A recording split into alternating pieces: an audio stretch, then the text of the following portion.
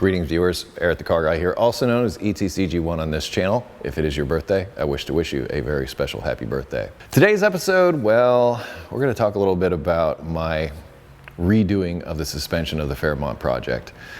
This came about for several reasons. In particular, after talking to Jack Hidley of Maximum Motorsports. He's an engineer there. In fact, he engineered the parts laying underneath the Fairmont right now. When I started this build, it wasn't going to be the high horsepower monster that Dark Matter Pikachu has become. Since that time, the power numbers that this engine's putting out sort of warrant a bit more attention to the car as a whole. I want to be able to handle that power. After talking to Jack, I believe the parts that I have here now are going to do that. Now, I'm not going to get into the real specifics of everything. I don't want to make this video too long, and I will be making videos of all these parts and all their installations and talking a bit more about the physics and everything behind what I'm doing. I just want to do like a general overview in this video to tell you, okay, plans have changed for the suspension of the Fairmont. Here's why. Initially, I reached out to Maximum Motorsports because I was concerned because this tire actually comes into contact with this front fender when I turn the wheels. So that was the initial phone call that I made. I was like, hey, these things are a little bit too close to the fender. Can you get me some different lower control arms, which is what I wanted to get in order to move this wheel back a bit. It got a little more complicated from there because I came to find out that Maximum Motorsports designs their K-members and their lower control arms to move this front axle forward about 3/4 of an inch. The reason they do that is for weight distribution. The further they can move the weight of the engine back inside of the car, the better the car will handle. If it's too far forward, it gets kind of nose heavy and a little bit unpredictable. So by design, they make their parts, their K-member and lower control arms, to move this spindle 3/4 of an inch forward. Well, they had me do some measurements, and it turns out this is about 7/8 of an inch too far forward. That sort of left us scratching our heads. And it turns out that the K-member and the parts that I bought for this front suspension from a view out in Washington State may be counterfeit parts and not actual Maximum Motorsport parts. So, in order to try to move this 3/4 of an inch forward instead of this 7/8 of an inch forward, we have the parts down here, which is the new K-member, the new lower control arms, and a bunch of other parts that need to go with this, because one of the reasons why they believe that this is not a Maximum Motorsport part that I have in here is their lower control arms do not have a spring perch. So in other words, they don't use the coil springs that normally come with the car from the factory.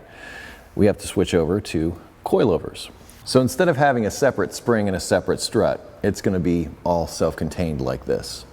Okay, well, the plot thickens from there. Another thing Jack had suggested was that the stabilizer bar that I had on here was not thick enough. I know you'll never forgive me if I don't give you actual measurements. It's on here now is about 105.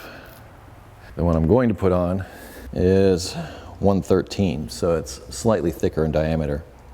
But wait, there's more. Because I'm running this K-member and I'm running the different coilover type front suspension, I'm told I need to get different the camber caster plates because the ones I have won't work with the new struts. So I need to switch these over. Additionally, my new tie rod ends with bump steer tie rod ends need to be replaced with these because the ones I have won't work with the current suspension setup. New sector shaft. A couple of reasons for this. I'm switching over to power steering, and that was my choice. And not so much because this had too much steering effort, because I don't really think that this has a whole lot of steering effort. I think it's fine. The concern is I want to drive this car. I want to drive it long distances. And if you're driving long distances on the highway with the type of setup I have now with the manual rack, and I have one of these that's just one solid piece, all the road feel, all the feedback and everything is going to go straight back to the steering wheel. So anytime I hit like a dime on the road, I'm going to feel it. So I'll constantly be working the wheel the whole time I'm driving it. Now, it'll be very precise in handling, but not quite as comfortable as I would like it. So I went for power steering to help soften the steering a little bit while driving down the road. 15-to-1 power steering rack is what I'm going to be using. I have to switch over the sector shaft, which is this, which is a connection to that because the power steering rack and the manual steering rack use two different versions of this. This one is actually a little bit safer, so in the event of a front-end collision, this is designed to collapse inside of here rather than shove the steering wheel up into my chest. Now this K-member not only is a little bit more pretty, but it's also a lot more stout. You can see these reinforcements here that aren't present in the one that's on the car now. And I also have a brace to go in between underneath here, which I've had to modify the one that's on the car. However, this one has some spacers so that I can move it down far enough to where it's hopefully not going to be any kind of issue. There's one more thing I want to talk about with the front suspension and K-member stuff before we move to the rear suspension. I have another issue which hasn't really come up until now, and that is I don't have hood clearance. With everything mounted to the carburetor and the carburetor hat and all that stuff on there, I'm sticking up about a ½ inch too high, and when I lay the hood down on the car, the stuff doesn't fit. Well, the fact that I'm replacing this K-member is a perfect opportunity to deal with this problem with these. These are spacers.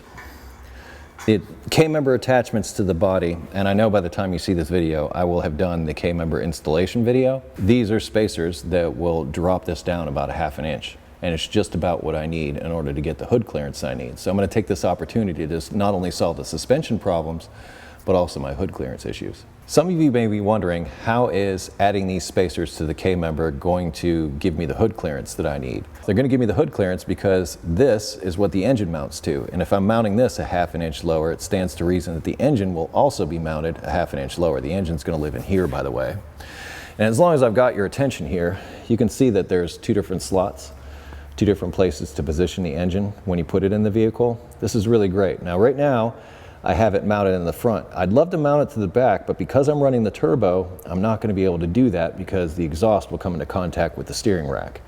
But if I could, I would want to mount the engine as far back as possible because, as I said earlier about the control arms and everything moving the wheels forward, moving the weight of the engine as far back as possible is beneficial to handling. Now let's talk about the rear suspension. And this is something I became very concerned with after talking to Jack, who is a suspension engineer, by the way, and I try to listen to smart people like that. Anyhow, one of the things that he brought to my attention is this 4-link suspension that this came stock with, even with these tubular control arms. It's not the best, most ideal suspension to have, especially with a high horsepower application like we've built here. The problem is this is, as I said, 4-link suspension. So you've got 2 lower control arms and 2 upper control arms that locate this whole differential into place. As you go around a corner, the weight of the vehicle is going to be going in one direction. The traction of the tires is going to hold this axle in one position. So in other words, the body and the axle are going to be able to move back and forth like this, which puts this whole suspension into a bind. In fact, sometimes this suspension is referred to as a 4-bind instead of a 4-link suspension. How do we solve this problem? Jack had a solution, and that's what's down here. So as stated, right now we have a 4-link suspension in the car. This is called a torque arm, and then this in the back here is called a Panhard bar. So these two things will actually locate the differential and the rear suspension in an entirely different way than it is now. Allow me to explain. The suspension I'm going to be installing completely eliminates the upper control arms altogether, which was a problem on this car. I'll post a link in the description to a premium member video I did about the bushings and their attachments to the upper control arms on this. They are already an issue. This way, I'm going to completely eliminate the upper control arms altogether. So they're no longer going to be a problem. They're not going to be a part of the equation. Instead, what we're going to have is this torque arm. And this torque arm gets fastened to the differential like this.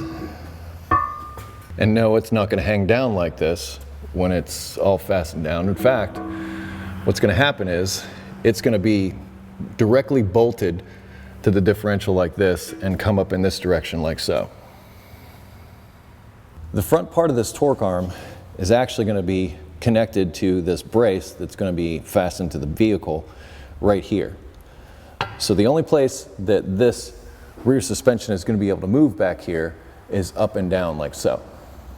And it will only be able to move in the arc that this torque arm allows it to move in. In case you were wondering where the bracket for the torque arm attaches, it's actually going to attach to these frame connectors, which I've already mounted. This axle will not be hanging down like this, like it is now. Remember, the whole front of the differential is going to be pointed upward with the torque arm because it's going to fit into here. To complete the setup, I have this Panhard bar. And what this does is this will solidly mount to the body.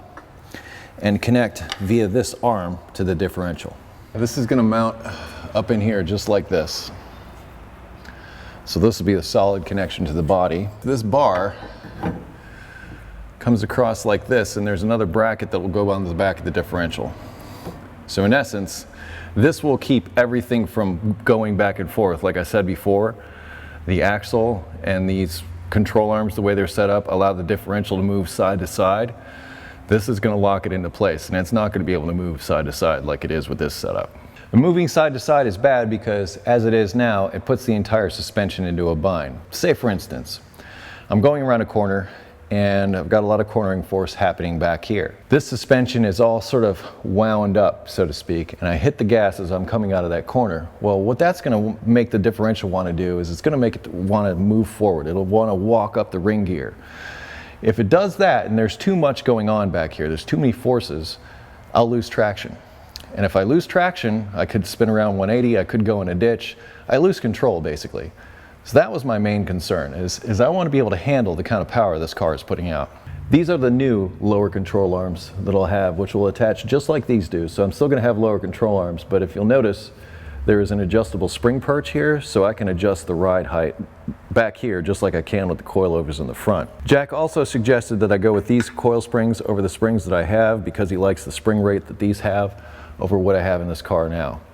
Once again, I'm going to listen to what the engineer says. To top it off, I have some adjustable shocks. These are similar to these shocks, which are also adjustable. These are adjustable up here, however. Once again, the recommendations of Jack, I went with these over what I have in this car now. Last thing on the rear suspension is a new stabilizer setup. This is the new stabilizer bar. It's a bit different than the one that's on there. And then it has these arms that come off like this.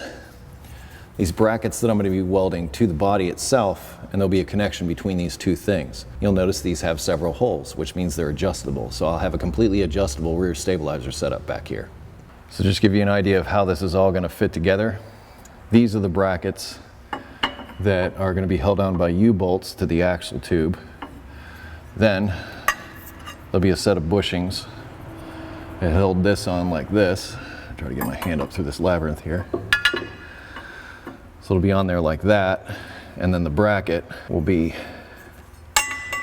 up here like this on the body.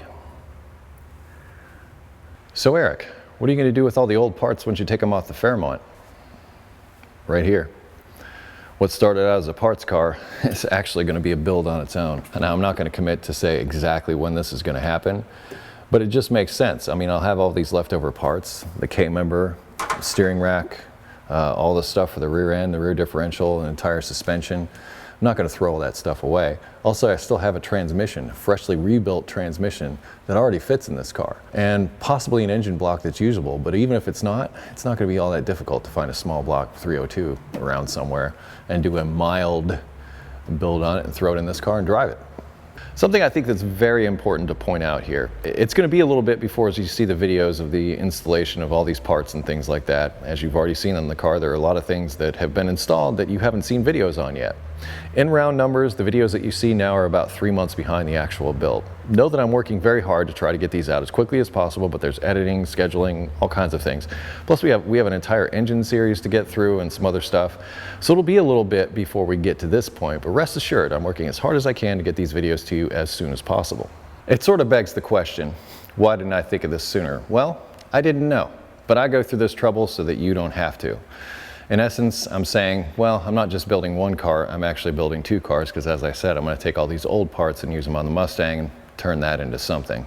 At least that's the hope anyway. Also, Maximum Motorsports was very kind when they sold me these parts. I'm going to put a link in the description to this stuff so that you can check it out for yourself if you have a Fox body. By the way, this doesn't just work on my Fairmont. If you have a Fox body Mustang, there's a few other Fox bodies out there as well, and you're looking to do the same kind of thing I'm doing, I'm going to take you along on this journey. Anyway, if you have automotive questions, I ask you head over to ericthecarguy.com. Link in the description for that as well to make it easy. Google+, Facebook, Twitter, Instagram. ETCG1 videos come out on Monday, so stop back and see me then. Be safe, have fun, stay dirty. Thanks for watching. I'll see you next time.